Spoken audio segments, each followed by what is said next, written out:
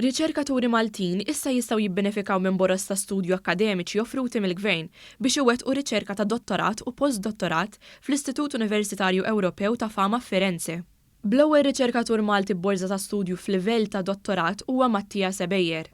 Huwa ntażel mill-bord ta' din l-Università u qiegħed isegwi grad ta' dottorat fir-riċerka bl-isem Spiritwalità fil-Gwerra, il-Kavallieri ta' Malta 1530 sal-1798. Sens ta' responsabilità kbira li tkun l-ewwel Malti, l-unika Malti.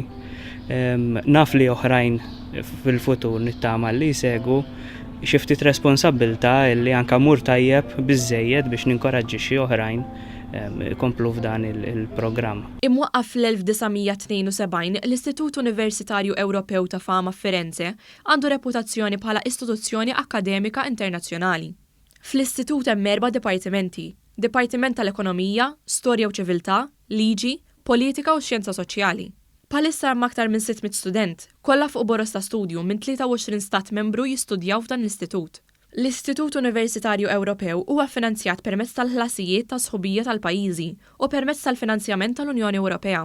Fi żjara li l-Ministru għall-Affarijiet Barranin Carmelo Abela għamel f'dan l-Istitut Firenze huwa ddawwar madwar l-arkivji storiċi tal-Unjoni Ewropea li jinsabu f'dan l-istitut f'Villa Salvati. Intwerew ukoll dokumenti storiċi fuq Malta li jmorru lura l-1962. Żaru ukoll il-librerija tal-istitut li tinkludi madwar 500,000 volum foqsma speċjalizzati.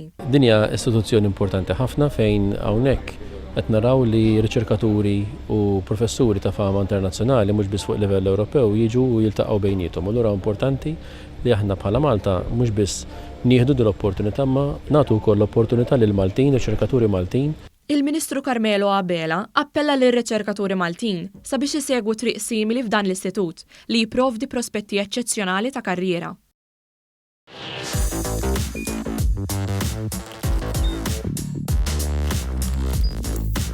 Idħol fuq one.com.mt u hemmhekk tista' tara l-programmi kollha li jxandru fuq One permezz ta' One Play.